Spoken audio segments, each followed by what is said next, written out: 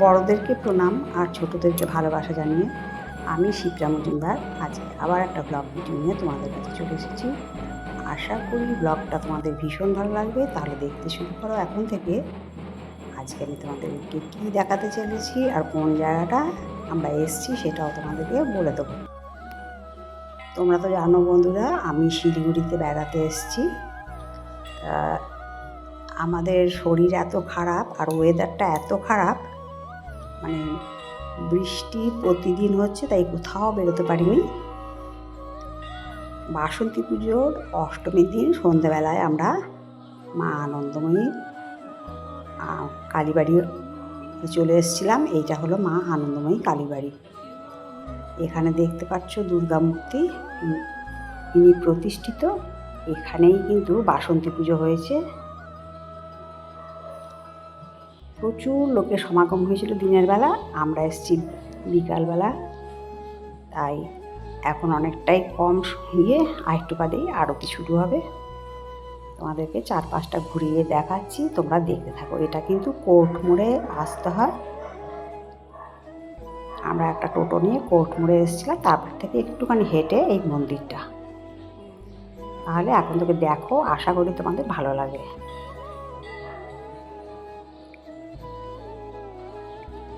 আর যদি এই ভিডিওটা ভালো লাগে তবে লাইক, শেয়ার, কমেন্ট আর সাবস্ক্রাইব করে আমার চ্যানেলের পাশে থেকো। আর যদি কোনো নতুন বন্ধু এসে তাকে অবশ্যই বেল বাটনটা অন করে দিও, তাহলে সমস্ত নোটিফিকেশান তোমাদের কাছে পৌঁছে যাবে।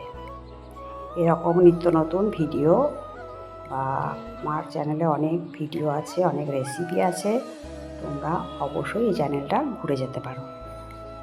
তোমরা দেখতে থাকো, তোমাদের আশা করি ভীষণ ভালো লাগবে। এখানে দোতলায় মা আনন্দময়ী অধিষ্ঠিত আর একতলাতে দশভুজা দুর্গা অধিষ্ঠিত। আর এটা হলো তিরুপতি বালাজি মন্দির, এখানে প্রতিষ্ঠিত করা হয়েছে।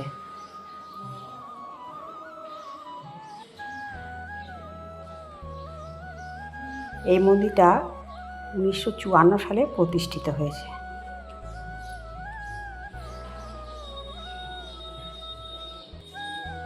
ভীষণ জাগ্রত মন্দির।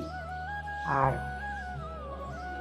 এই বিষয়ে আমি অন্য কিছু বলছি না, তোমরা দেখো, ভালো লাগবে। এই হলো শিব মন্দির। নীল ষষ্ঠীতে শিবের মাথায় যখন জল ঢালা হয়, ব্রত রাখে সবাই, এই মন্দিরে এসে তারা পুজো দিয়ে যায়।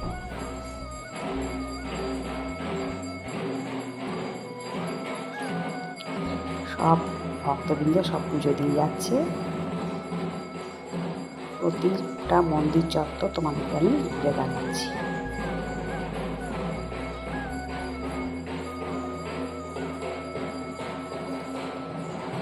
আর ইনি হলেন মা আনন্দময়ী কালী। তোমাদের একটু সামনে থেকে দেখিয়ে দিলাম। রামকৃষ্ণ সারদা মা এখানে প্রতিষ্ঠিত আছেন।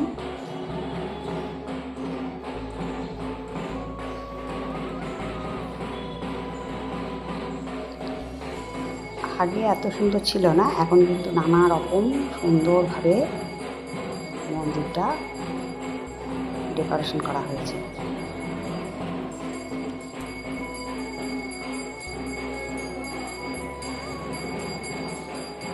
বাবা লোকনাথ, লক্ষ্মী নারায়ণ সমস্ত দেবদেবতা এখানে প্রতিষ্ঠিত আছেন।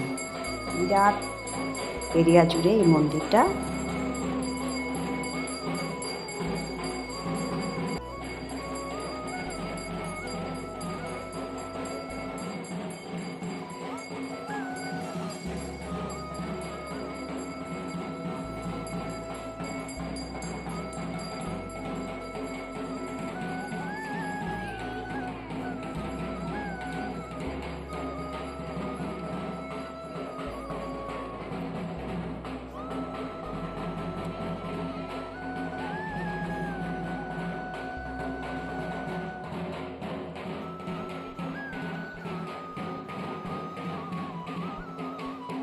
ঢাকের বাজনা তোমরা শুনতে পাচ্ছ।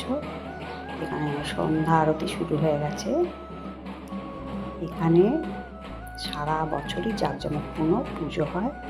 আর এখানে অতিথিশালা আছে, ওই দিকে দেখো, বিরাট বড় ভবন। বাইরে থেকে মানে বাইরে থেকে যারা পুজো দিতে আসেন বা শিলিগুড়ি শহরে থাকতে আসেন তারা ইচ্ছা করলে এখানে থাকতে পারে। পুরো মন্দির চত্বরটা তোমাদেরকে ঘুরে ঘুরে দেখালাম।